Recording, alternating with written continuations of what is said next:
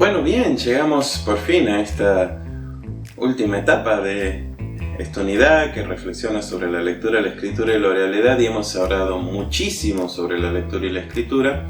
Nos queda entonces reflexionar sobre la habilidad. ¿Se acuerdan cuando hablábamos de Del Hymes, de su modelo Speaking, y él les decía que esto surgía a partir de esta necesidad de comprender cuánta información nosotros necesitamos tener y manejar a la hora de comprender un texto? Esto que él va a llamar la competencia comunicativa. La competencia es un concepto que ha ido cambiando con el tiempo, y más el de competencia comunicativa ha tenido un par de enfoques. Uno es el de Del Hymes, que incluye todos estos conocimientos que son necesarios tener a la hora de comprender la comunicación. Y la otra perspectiva que existe es la de un autor llamado Noam Chomsky, que dice que es una habilidad innata que tenemos todos los seres humanos para ser capaces del lenguaje. Una competencia lingüística, la denomina él. Es esto de nosotros nacemos con un cerebro que está preparado para el lenguaje. Bien, perfecto. Pero esta preparación para el lenguaje necesita también ser entrenada a lo largo del tiempo con un montón de otros conocimientos e informaciones propios de la especie humana que nos permiten comprender la comunicación, que no es lo mismo. Somos capaces de entender la lengua, pero no somos capaces de entender otras cuestiones hasta que no empezamos a adquirir información sobre el mundo que nos rodea. Y hoy en día el mundo que nos rodea nos ofrece muchísima información, muchísima. Nunca hubo tanta información disponible en el mundo como en esta era donde tenemos todo en nuestro bolsillo. ¿Qué pasa? Es necesario, además de estas competencias para comprender la información que se nos brinda, es necesario ahora también ser críticos con esa información y poder saber si esa información es valiosa, válida, verdadera o no. Ya podremos hablar en el futuro de los problemas de las fake news, de los problemas de toda la información, el exceso de información, la infoxicación que se llama, y que ha estado tan de moda en este último tiempo con todo lo viral del coronavirus y lo viral de lo que se transmite masivamente por medio de las redes sociales. Entonces, existe este concepto de la competencia para manejar la información, que implica la búsqueda, la valoración y el criterio para elegir la información que nosotros estamos escogiendo. Y es muy importante para esto que nosotros tengamos herramientas aceitadas para poder discutir la información que estamos presentando. Entre estas herramientas es muy importante que a la hora de nosotros comunicar, tener siempre presente el compromiso que implica tomar la palabra en cualquier momento. Yo me gusta seguir mucho unos conceptos que plantea una autora tucumana, Isabel Requejo, cuando ella habla de las autorías de la palabra y del pensamiento, donde, entre otras cosas, ella menciona lo valioso que es poder dotar de autoridad a todas las personas que toman la palabra. Tomar la palabra es un acto, es un ejercicio de autonomía, de independencia, de reafirmación de la identidad. Y poder tomar la palabra sin ser censurado es muy valioso. ¿Qué pasa? Que en las escuelas donde hay relaciones de poder, esa toma de la palabra a veces está un poco mitigada, un poco oscurecida, o un poco no porque el docente sea malo, sino porque a veces la misma práctica y la rutina nos lleva a olvidarnos que es valioso que los alumnos también tomen la palabra. Entonces, nunca hay que dejarlo de lado y hay que volver sobre las bases. Bueno, ¿y qué tiene que ver todo esto con la oralidad? Lo que quiero presentarles ahora son algunas reflexiones al respecto de el uso de la lengua oral en el aula y cómo nosotros podemos aprovechar esta instancia para aprender más, no solamente de cómo hablar, sino cómo utilizar la información. Bien, tradicionalmente cuando hablábamos de la oralidad en el aula, estamos pensando en estas clases magistrales donde el docente se pasa toda la hora hablando, como ahora, que me paso todo el rato hablando. Bueno, eso por la imposibilidad del medio. No estamos en una situación presencial donde yo pueda interactuar con alguien. Estoy hablando un pedazo de plástico y metal ahí al frente mío. es una circunstancia particular, pero en la clase, si yo me la pasara hablando, si ustedes tienen docentes que hablan y hablan y hablan, normalmente es probable que uno termine aburriéndose. Entonces, bueno, hagamos participar a los alumnos. ¿Y qué es lo que se ocurría antes?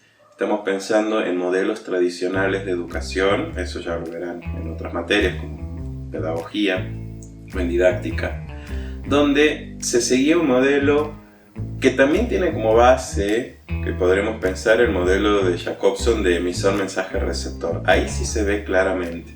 Hay un emisor claro, que es el docente, con un mensaje claro, del cual él es el único autor, y hay receptores pasivos, que son los alumnos. Esto da lugar a un modelo de oralidad en el aula, que es el modelo IRE. Interrogación, respuesta, evaluación. ¿Les suena de algún lado? Esto de el docente pregunta, el alumno responde y el docente evalúa si la respuesta está bien o mal. Fíjense en este ejemplo. Buenos días, profesor. Buenos días, Godínez. Buenos días, querido profesor. Buenos días. Buenos días, querido profesor. Buenos días, Popis. Buenos días. Buenos días. ¿Qué vas? Óyeme, ¿qué es eso de Kiobas? Pues un saludo. Se dice buenos días, criatura. Buenos días, criatura. Ay, ¿Sabes una cosa, Chilindrina? Sí. Qué bueno que dijiste eso de Kiobas. Eso me da pie para iniciar la clase de hoy. pues no tiene que agradecerme. Cuando se le ofrezca algo nomás avíseme. Mira, mejor siéntate, ¿eh? Siéntate. Está bueno. Hola, muchachos. Hola. La clase de hoy versará sobre el tema de la comunicación. Y la primera forma de la comunicación es el lenguaje. Algo que mucha gente destrozan, inventando palabrejas como "kiobas". No, un momentito, yo no inventé la palabra. Pero la usas, y en eso estriba el error. ¿Por qué en lugar de copiar lo vulgar, no copiar lo fino, lo elegante? Porque usted nos ha dicho que en clase no debemos copiar. Ñoño, me refiero a copiar la forma de hablar. ¿No conocen a alguien que sea cultivado? Sí, los rábanos. No, Godínez. No, Godínez. Alguien que sea cultivado en su forma de conocimiento del lenguaje. Que hable con sintaxis. Por fin, con o sin taxis. Chavo, sintaxis es un solo vocablo. ¿No sabe lo que significa el vocablo sintaxis? Ni siquiera sé lo que significa el vocablo. Me refiero a la palabra sintaxis. ¿No sabes lo que quiere decir sintaxis? Ah, bueno, sí, pero a mí me vale, yo viajo en autobús.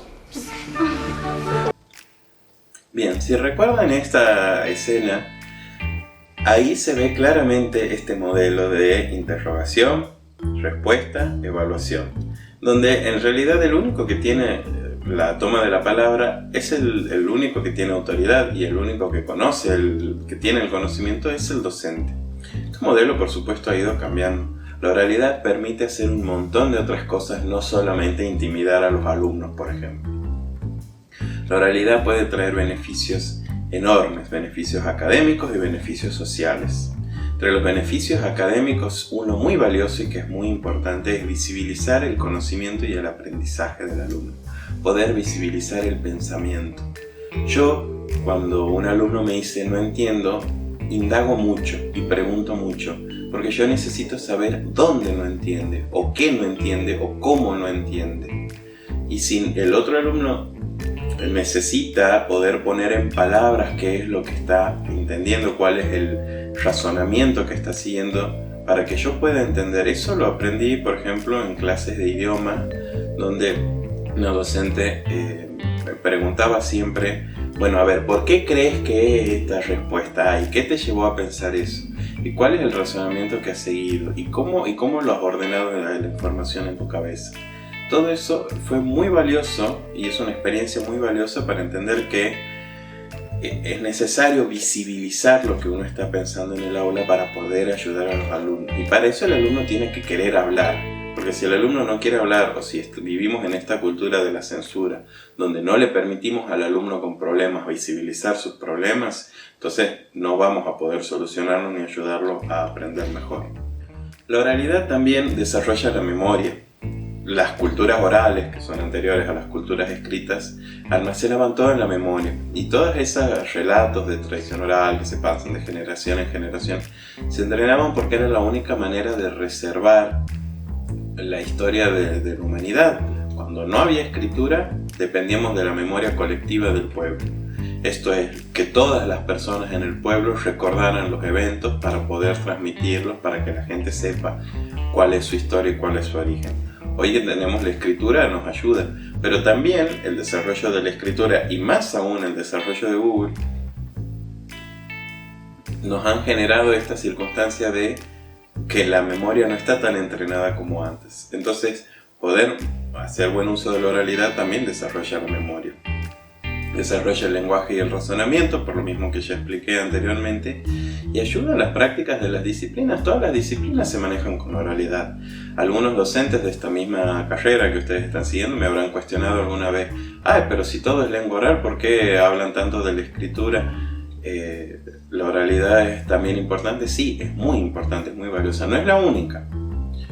No es la única. Y de hecho el desarrollo de la escritura también mejora la oralidad. Desarrolla otras habilidades en la oralidad que uno no las tiene conscientemente hasta que no adquiere la escritura. Así que ambas son muy importantes y valiosas en nuestro desarrollo cognitivo. Pero además el uso de la oralidad en el aula también trae beneficios sociales. Los estudiantes aprenden a escuchar al otro, aprenden que lo que dice el otro es valioso, aprenden a no discriminar, a no burlarse del pensamiento del otro, y eso el docente tiene un rol fundamental en esa instancia. Aprende que lo que él dice también es valioso, no solamente lo que dice el otro, sino lo que dice él mismo. Aprenden a cuestionar y aprenden a construir sobre los cuestionamientos. No a cuestionar en el sentido de vos no sabes, sino a cuestionar en el sentido de me gustaría entender lo que vos estás entendiendo. Y eso se logra a partir de un diálogo que sea comprometido con estas problemáticas. Se aprende a pensar y a dialogar sobre ideas complejas, y sobre todo se aprende que dialogando se pueden resolver los problemas. El modelo que yo voy a tomar aquí está siendo desarrollado, porque todavía está fresco, en el Instituto para el Aprendizaje de la Universidad de Pensilvania, en Estados Unidos. Es el modelo del diálogo comprometido. El diálogo comprometido está comprometido con la comunidad, con el conocimiento y con el pensamiento crítico, y promueve el trabajo grupal por encima del trabajo individual. Si nosotros nos paramos desde una perspectiva donde el conocimiento se construye socialmente, es muy valioso poder promover estos trabajos grupales antes que los trabajos individuales. ¿Por qué comprometido con la comunidad? Porque se aprende a participar, a escuchar, a elaborar sobre lo que dicen los otros, a construir conjuntamente, a cuestionar las ideas. Esto también tiene que ver con el pensamiento crítico, a poder sintetizar fuentes, a poder hipotetizar y a poder elaborar argumentos que pueden ser discutidos por los otros. Y es comprometido con el conocimiento porque esos conocimientos tienen que estar fundamentados, tienen que ser específicos, expresados adecuadamente, tienen que evidenciar el razonamiento que hay detrás. ¿Cómo se puede emplear esta propuesta en el aula? Bueno, primero es necesario definir reglas, ¿sí? Decir, bueno chicos, ¿cuáles son las reglas para hablar? ¿Cómo vamos a tomar la palabra en esta aula? ¿Vamos a levantar la mano? ¿Vamos a hablar libremente? ¿Qué vamos a hacer cuando estemos en desacuerdo con alguien? ¿Cómo vamos a hacer cuando estemos de acuerdo con alguien? ¿Cómo vamos a elaborar sobre las ideas de los otros? ¿Quién puede tomar la palabra? ¿Es obligatorio tomar la palabra en el aula? Todas estas cuestiones se tienen que definir en conjunto con los alumnos el primer día de clase, cuando se definen las reglas del juego. Ese día y está bueno, también recomiendan poder colgar estas reglas en algún lugar visible en el aula para que los alumnos sepan que en esa aula se trabaja de esa manera. Se trabaja así, respetando las voces de los otros y siempre promoviendo el diálogo. Es importante valentonar a los alumnos a que se animen entre ellos a tomar la palabra en las aulas. Esta propuesta normalmente se basa en articular no solamente la lengua oral, sino también traer elementos de la lengua escrita. Les voy a poner un ejemplo. En un aula de matemáticas yo puedo traer una situación problemática, ¿sí? Grande es elegirla, hacer el planteo del problema y entre todos discutir la resolución de ese problema, entre todos buscar los datos, buscar la información, proponer métodos para resolver ese problema, discutir cuál método podría ser mejor, evaluar si los métodos que proponen los distintos estudiantes son válidos para resolver un problema. Eso ayuda a construir y forma una clase mucho más participativa que si el docente da el problema, da los datos y da la resolución del problema. En una clase de informática igual podemos proponer un problema, una tarea a resolver con algún software determinado. Bueno, ¿cómo hacemos para encontrar esto? Y les damos un tiempo a los alumnos. Pero es importante que las tareas se definan antes de implementar este tipo de actividades en el aula. No puedo llegar yo y decir, bueno, vamos a trabajar. ¿Qué toca hoy? Sí, bueno, no. El docente tiene que tener preparado un guión ya sobre cómo puede desarrollarse la clase. Eso lo van a aprender eventualmente en otros espacios curriculares, fundamentalmente en la práctica. Es muy valioso el guión de clase para poder anticiparse a las posibles preguntas o respuestas que pueden tener los alumnos y cómo nosotros ir guiando esta estrategia. Lleva tiempo. Todo en la docencia lleva tiempo, pero el resultado es muy valioso y muy enriquecedor. Y proponen algunos formatos de implementación del trabajo en el aula, a partir de una lectura, de un problema, de un texto. Una de las actividades fundamentales para incentivar la oralidad es la lectura del texto, la lectura en voz alta. Proponerle a los chicos que lean lo que se les está pidiendo. En las clases de lengua también que reciten algunas cosas, que reciten algunos fragmentos, que desarrolla la memoria, ¿sí? Y una vez que se ha propuesto esta lectura o este problema inicial o esta situación a partir de la cual yo voy a desarrollar los contenidos, ¿cómo sigo? Puedo realizar una discusión grupal, todos los alumnos. Siempre es conveniente o es recomendable en la medida de lo posible tratar de cambiar la disposición del curso en una disposición más circular o donde todos los alumnos puedan verse entre sí. La disposición de los pupitres en fila normalmente no ayuda a que los alumnos se escuchen entre ellos, entonces poder armar el círculo siempre es una buena opción. Una discusión general guiada por el docente donde yo pueda preguntar y decir, bueno, a ver, ¿vos qué opinas al respecto de esto? O tener una guía de lectura, una guía de preguntas e ir preguntando por los alumnos y dejar que los alumnos se corrijan entre ellos o dejar que los alumnos agreguen información entre ellos. Otra posibilidad es dividir a los alumnos, si son muchos, en grupos de discusión. Entonces se les puede asignar distintas preguntas a cada grupo o se les puede asignar todas las preguntas e ir paseándose por los grupos y ver cómo están llevando a cabo la discusión.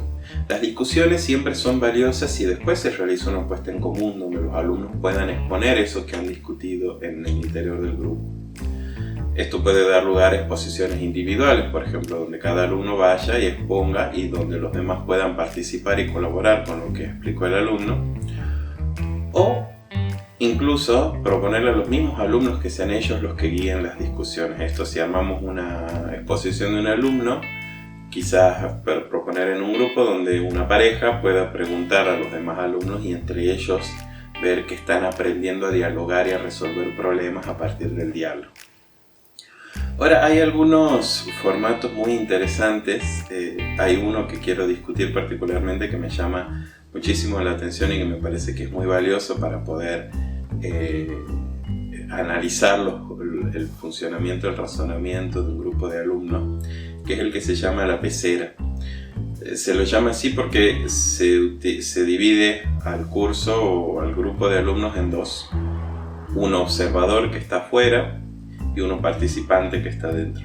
Los observadores tienen que tomar nota sobre todo lo que pasa adentro y los de adentro son los que van a discutir el tema que se esté tratando en la clase. Les doy un problema a resolver. Me siento con los alumnos participantes en el centro y los demás miran de alrededor. En dos círculos. Y en el medio de esas discusiones yo voy viendo cómo van desarrollando los razonamientos para resolver el problema, y en algún momento se para eso y se pide a los observadores de afuera que evalúen las actitudes, los comentarios de quienes están adentro. Evaluar en el sentido de decir, me parece interesante el aporte que hizo tal, me parece que el aporte que hizo tal está bueno, pero quizás se podría mejorar el razonamiento, me parece que estas discusiones podrían servir para después. Esto es muy valioso con grupos, yo lo recomiendo a grupos más grandes, grupos de alumnos más maduros, grupos de los últimos años de secundario, grupos de la formación superior, porque es más difícil de hacer y necesita el compromiso de todos. Pero se puede realizar desde la primaria en adelante y ayuda mucho a entender cómo pensamos y entender si estamos construyendo bien los razonamientos y a tratar todos de pensar de maneras, por lo menos ser más tolerantes con los razonamientos del otro o entender cuál es el razonamiento que al otro le lleva a actuar de determinada manera. La oralidad es muy valiosa y es necesario cultivarla en el aula. Es necesario trabajar estas estrategias y es necesario que siempre que se den consignas que tengan que ver con la lectura, se den consignas que tengan que ver también con la producción, para ayudar a los alumnos a tomar la palabra y hacerlos cargo de lo que están diciendo y de lo que están proponiendo. Nos queda ahora el trabajo. Con esto termina la segunda unidad de la materia. Es una unidad bastante densa, yo lo sé, lo reconozco, pero son las bases para el trabajo que vamos a hacer después. Todo el trabajo que viene a continuación es un trabajo más bien práctico y tiene que ver con resolver problemas a la hora de leer y de escribir distintos tipos de texto. Así que bueno, nos estaremos encontrando en las siguientes unidades. Espero que les haya servido esta información y nos estamos viendo.